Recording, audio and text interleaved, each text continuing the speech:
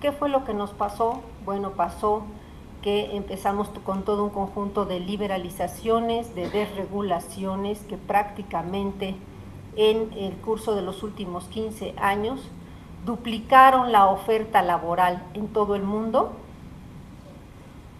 sin que eso necesariamente implicara que se duplicara también la oferta de trabajo, ¿sí? Entonces teníamos más o menos 1.700.000, a ver, vamos a ver las cifras, 1.700 millones.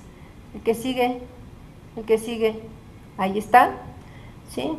Tenemos una nueva fuerza laboral global que la globalización nos trajo, en parte el cambio tecnológico, en parte el cambio informático, en parte también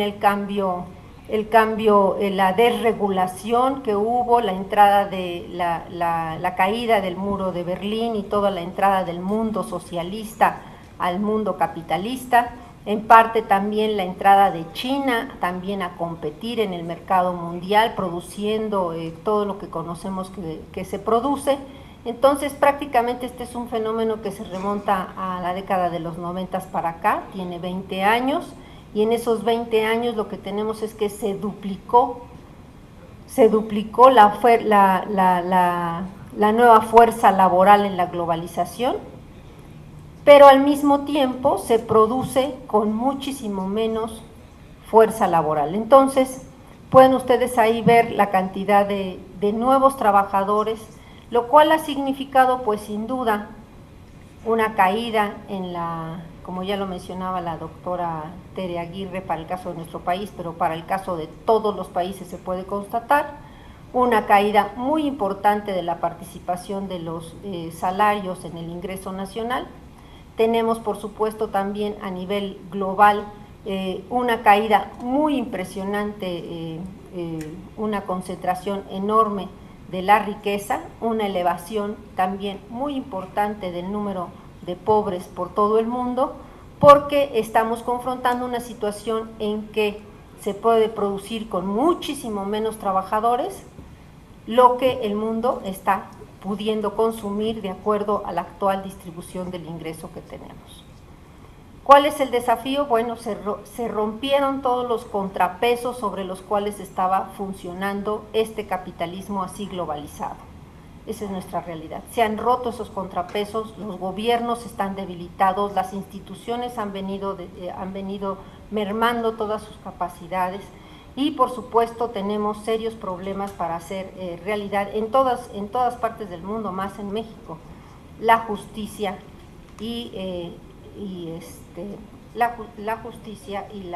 tanto la justicia social pues como la vigencia de la ley.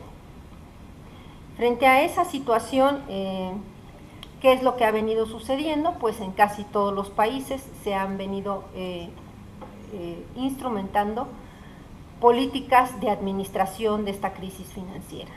Esas políticas de administración de la crisis económica y financiera se han enfocado a tratar de salvar a los grandes especuladores, tanto de los fondos de inversión como a los propietarios de los mismos grandes corporativos bancarios, muy grandes y concentrados corporativos bancarios, destinando una parte creciente del gasto público justamente a intentar rescatar a estos banqueros.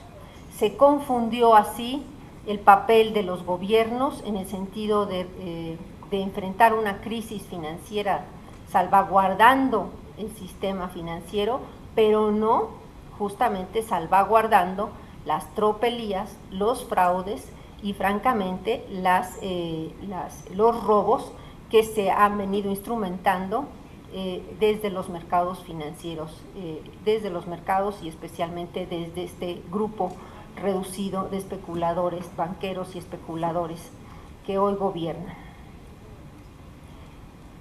Para ello, pues, se han instrumentado un conjunto de políticas que se les conoce como políticas de austeridad.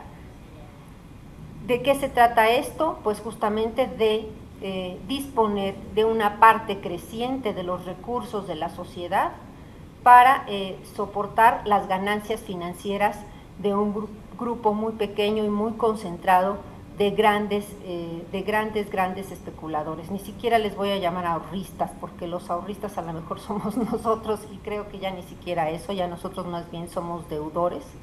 La clase media normalmente es deudora de los sistemas financieros.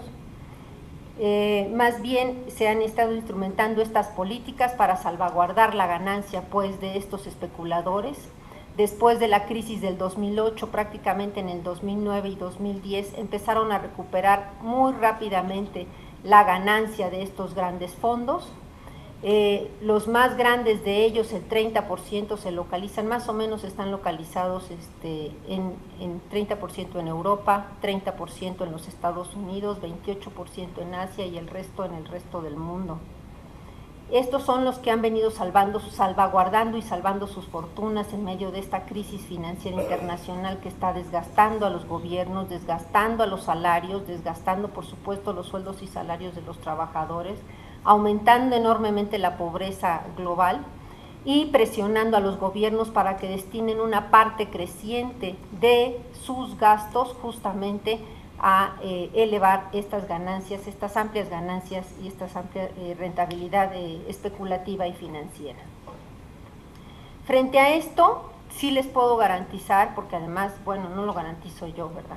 La historia está ahí para verlo en la anterior gran crisis, que aquellos países que se aboquen a ser más obedientes, ¿verdad?, con estas políticas de austeridad, serán los que vayan a ser más afectados y los que estén mucho más lejos de llegar a recuperarse. ¿Sí? Los que prosigan, los que puedan ser más obedientes a estos arquitectos financieros internacionales, que son el Fondo Monetario Internacional, que es el Instituto Peterson, que son varios otros grandes think tanks que están diseñando estas políticas, que es el propio Banco Mundial, que son las agencias calificadoras que ahora le dicen, incluso hasta a los Estados Unidos le dicen en qué renglones debe de recortar su gasto público. Como dicen, como decimos los mexicanos, ahora ya los patos le tiran a las escopetas, ¿verdad? Porque estas agencias calificadoras viven gracias a que el gobierno se los permite, ¿verdad? Mañana pueden sacar un decreto y decir agencias calificadoras desaparecen, ¿no? Sencillamente, bueno, si es que usaran sus atribuciones soberanas los gobiernos cada vez más debilitados precisamente por este posicionamiento tremendo sin contrapesos de estos grandes especuladores internacionales. Frente a esto, ¿qué hacer? Bueno, pues la propuesta que tenemos no es la de la economía del desastre, quiero insistir muchísimo en eso. La economía del desastre es justamente la que ya se está demostrando que nos han llevado todos estos arquitectos financieros, porque estamos en el desastre. Nosotros no somos los economistas del desastre. Los economistas del desastre son estos que han impuesto sus políticas neoliberales durante los últimos 20 años. Y frente a esto nosotros pues vamos a tener que instrumentar un conjunto de medidas, ¿verdad?, que eventualmente, a lo mejor en otros años y en otras condiciones hubiéramos dicho que eran solamente reformas, pero que son indispensables hoy hacer para construir un camino a nuestras propias utopías. Y en primer lugar, la revolución zapatista, ¿sí? La revolución zapatista, Tierra y Libertad, confrontó directamente a Zapata con los banqueros. Yo creo que este es un punto que a lo mejor todavía tenemos que estudiar más y reflexionar mucho más a fondo. Y no es un asunto solamente para iniciados o para economistas. Esto lo tienen que conocer todos, lo tiene que conocer todo el pueblo de México. No puede haber libertad, no podía haber libertad para los peones acasillados en aquel momento, cuando la gran mayoría del dinero se acuñaba y se estaba acuñando en monedas de plata y se estaba utilizando justamente para la exportación de las grandes ganancias de los hacendados y de muchos otros de la burguesía y oligarquía en ascenso. Hoy en día estamos igual, porque por definición, el modelo, el que hacía referencia mi colega y amiga, la doctora Tere Aguirre, el modelo de crecimiento por las exportaciones, que es el que se nos ha impuesto a México, que es un modelo colonial, ¿sí? Por definición, las ganancias se realizan en el exterior, no se realizan en el país. Prácticamente este es un fenómeno que se remonta a la década de los 90 para acá, tiene 20 años, y en esos 20 años lo que tenemos es que se duplicó la nueva fuerza laboral en la globalización, pero al mismo tiempo se millones. El que sigue, ahí está, ¿sí? Tenemos una nueva fuerza laboral global que la globalización nos trajo, en parte el cambio tecnológico, en parte el cambio informático, en parte también eso necesariamente implicara que se duplicara también la oferta de trabajo, ¿sí? Entonces teníamos más o menos 1.700.000, a ver, vamos a ver las cifras, 1.700. ¿Qué fue lo que nos pasó? Bueno, pasó que empezamos con todo un conjunto de liberalizaciones, de desregulaciones, que prácticamente en el curso de los últimos 15 años duplicaron la oferta laboral en todo el mundo,